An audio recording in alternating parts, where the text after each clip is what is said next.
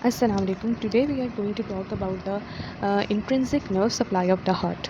अब intrinsic nerve supply किस तरह से हार्ट की होती है। हार्ट के जो कंडक्टिंग सिस्टम है इनसाइड द हार्ट, वो हमारे पास रोल प्ले करता है in the intrinsic nerve supply inside the heart. ठीक है, इंट्रिंसिक मीन्स इनसाइड, और बेसिकली ये इंट्रिंसिक नर्व सप्लाई किसके थ्रू हो रही होती है, conducting system of the heart के थ्रू। अब ये कंडक्टिंग सिस्टम है क्या, बेसिकली ये एक नेटवर्क है स्पेशलाइज्ड कार्डियक मसल सेल्स का, जो कि ख़ास तौर पे इसीलिए डिज़ाइन किए गए हैं, जो कि जनरेट करते हैं रिदमिक कार्डियक इम्पल्सेस और फिर कंडक्ट करवाते हैं और कोऑर्डिनेट करवाते हैं intrinsic contractions of the myocardium को। ठीक है, तो अब इसमें हमारे पास जो कंडक्टिंग सिस्टम है उसके कौन कौन से कंपोनेंट्स हैं। एक तो हमारे पास है एस ए नोड, जो कि पेस मेकर भी है हार्ट का। एक है ए वी नोड। फिर आता है हमारे पास एट्रियो वेंट्रिकुलर बंडल, जिसे हम बंडल ऑफ हिस भी कहते हैं। यही ए वी बंडल आगे डिवाइड हो जाता है राइट और लेफ़्ट बंडल ब्रांचेस में, और इसके अलावा हमारे पास सब एंडोकार्डियल ब्रांचेस आ जाती हैं, जो कि पर्किंजी फाइबर्स हैं, जिन्हें हम टर्मिनल कंडक्टिंग फाइबर्स भी कह रहे हैं। ठीक है, तो बेसिक फंक्शंस क्या होंगे कंडक्टिंग सिस्टम के, कि एक तो सबसे पहले इन्होंने एट्रिया की एक्साइटेशन करवानी है, दोनों एट्रिया की। देन ये जो वेंट्रिकल्स की एक्साइटेशन है उनमें इन्होंने डिले करवाना है। ठीक है, डिले की भी एक इम्पॉर्टेंस है, वो देखते हैं हम। देन ये फाइब्रस कार्डियक स्केलेटन को पेनिट्रेट करती है, और पेनिट्रेट करने के बाद ये सारे के सारे जो वेंट्रिकल्स हैं इनकी एक्साइटेशन करवाती है। तो ये बेसिक 4 फंक्शंस हैं conducting system of the heart के। अब सबसे पहले अगर ऐसे नोड की बात करें, जो कि हमारे पास पेस मेकर है, ये कहाँ पे लोकेटेड है।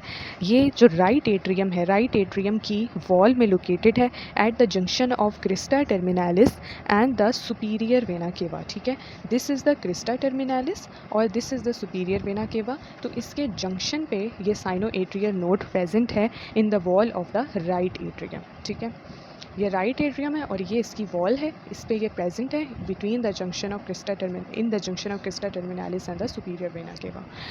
अब क्या होता है कि ये रिथमिकल इलेक्ट्रिकल इम्पल्सेस जो है वो जनरेट करवाती है, और फिर ये सारी की सारी इम्पल्सेस पूरे के पूरे हार्ट में स्प्रेड करती हैं और एक्साइटेशन करवाती हैं। ठीक है, तो ये जो रिथमिक इलेक्ट्रिकल इम्पल्सेस हैं, इसकी जनरेशन ऐसे नोड के ज़िम्मे है। That's why it is known as the pacemaker of the heart. ठीक है, it is the natural pacemaker of the heart. और ऐसे नोड की बेसिकली जो कंडक्शन वेलोसिटी है वो थोड़ी स्लो होती है, अप्रॉक्सीमेटली 1 मीटर पर सेकंड होती है, but it is a pacemaker, क्योंकि इसी ने जो इलेक्ट्रिकल इम्पल्सेस हैं वो जनरेट करवानी है और देन वो आगे पूरे हार्ट में स्प्रेड करती हैं। इसके अलावा ऐसे नोड की अगर एम्ब्रियोनिक लाइफ से डेरिवेशन देखें तो ये एम्ब्रियोनिक साइनस विनोसिस से डिराइव हुआ है।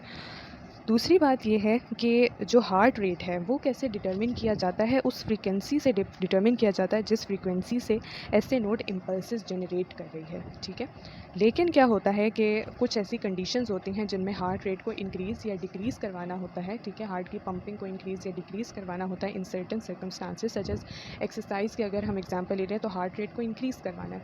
तो अब जो ऑटोनॉमिक नर्वस सिस्टम है, ठीक है, सिंपैथेटिक नर्वस सिस्टम क्या करेगा कि ऐसे नोड को मॉड्यूलेट कर देगा, इसकी एक्टिविटी को मॉड्यूलेट कर देगा, ताकि ये हार्ट रेट को इंक्रीज़ करवा सके। इसी तरह सर्टन कंडीशंस होती हैं जिनमें हार्ट रेट को कम करवाना होता है, तो अगेन जो ऑटोनॉमिक नर्वस सिस्टम है, पैरासिम्पैथेटिक पाथवे है, उसके थ्रू ऐसे नोड की एक्टिविटी कम हो जाती है, तो हार्ट रेट भी कम हो जाता है। तो इस तरह से ऑटोनॉमिक जो नर्वस सिस्टम है वो इसकी एक्टिविटी को कंट्रोल कर रहा होता है, मॉड्यूलेट कर रहा होता है। Okay, then we have the A V node.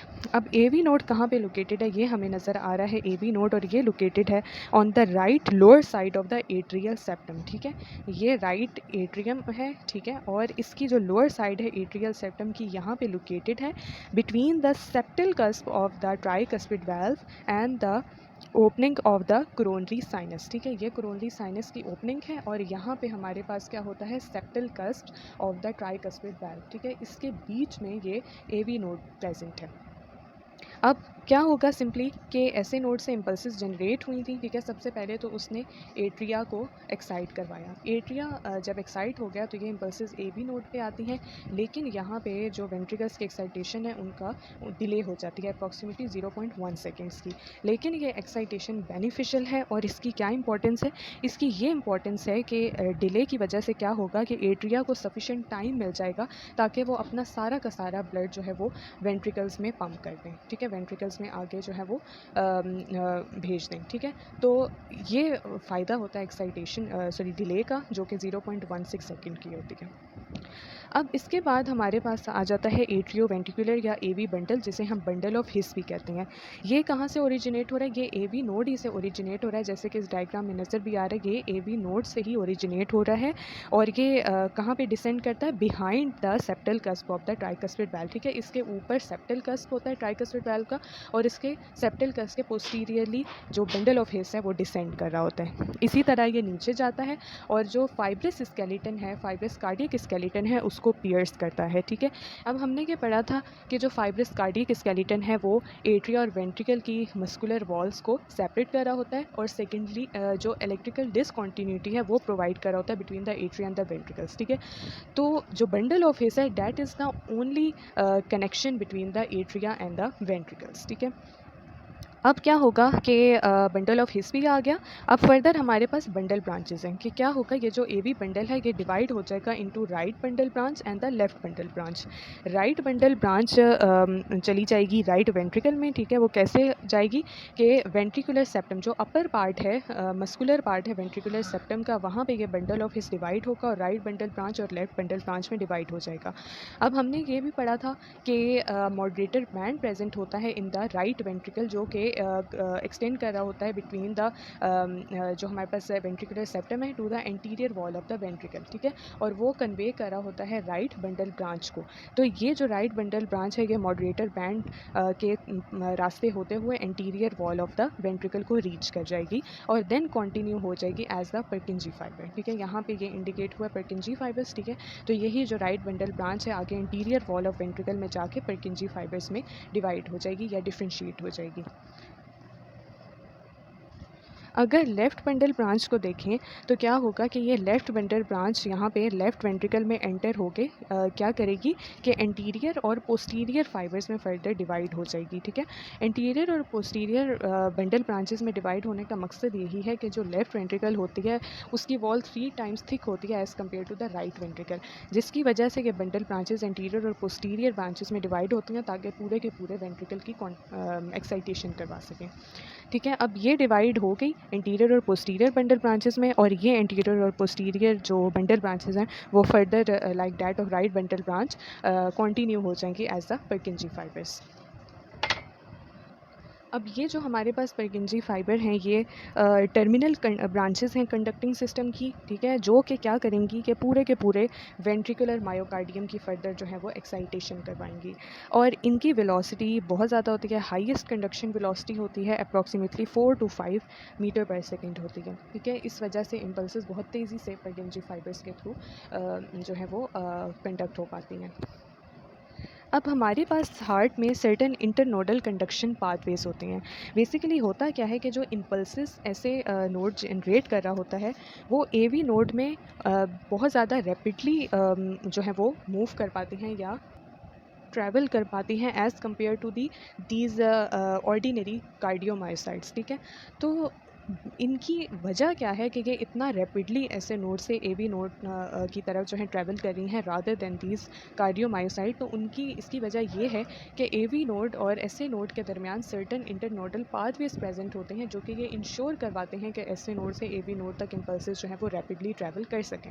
और ये 3 इंटरनोडल पाथवेज होते हैं जो कि प्रेजेंट होते हैं between the S A node and the A V node. सबसे पहले हमारे पास, और ये जो इंटरनोडल पाथवेज हैं बेसिकली ये एक मिक्सचर होता है पर्किंजी फाइबर्स का भी और ऑर्डिनरी जो कार्डियक मसल सेल्स हार्ट में प्रेजेंट होते हैं उनका।